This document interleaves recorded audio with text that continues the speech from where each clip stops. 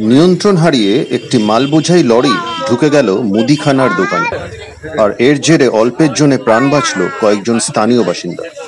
জানা গিয়েছে শনিবার রাত 12টা নাগাদ হাওড়ার বাগনান আমতা রোডের নপাড়ার মোড়ে পাঁক নিতে গিয়ে মালবোঝাই লরিটি রাস্তার পাশে থাকা মুদিখানার দোকানে ঢুকে যায়।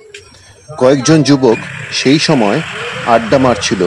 ঘটনাটির গুরুত্ব বুঝে তারা সরে যায়। তৎক্ষণাৎ ঘটনাস্থল থেকে পালিয়ে যায় লরি চালক। পরে রাতে পুলিশ লরিটিকে তুলতে এলে পুলিশকে ঘিরে বিক্ষোভ দেখায় এলাকার বাসিন্দারা। দাবি তোলে ক্ষতিপূরণ।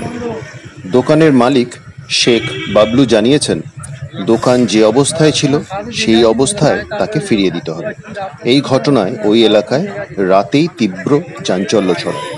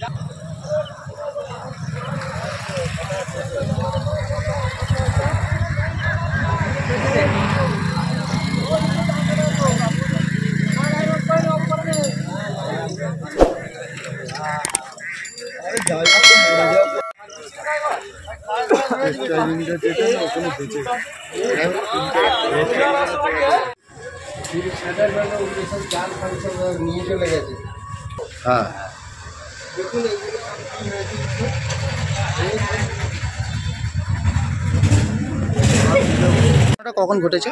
ঘটনাটা হয়েছে 12টা 10 থেকে 20-র মধ্যে আর কি।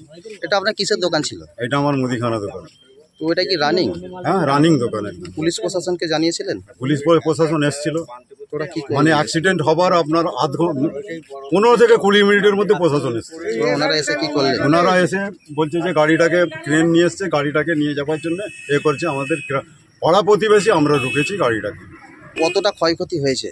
দোকানের ক্ষয়ক্ষতি আপনাকে আমি কি আপনারা না ভালোভাবে দেখলে আমি কি করে আপনার দেখে তারপরে বলবো। আপনি কি চাইছেন এখন? আমি চাইছি যে আমার দোকান যেমন ছিল সেই রকম করে দিই। আমি হাতে পয়সা চাই না, দোকান যেমন ছিল সেই রকম করে দিই। যেমন পাড়া প্রতিবেশী বলবে আমার মালপত্র যা ছিল সেই রকম আমার দোকান সাজিয়ে দেখ, আমি আর কিছু চাই না। আপনার নাম? আমার নাম শেখ বাবলু।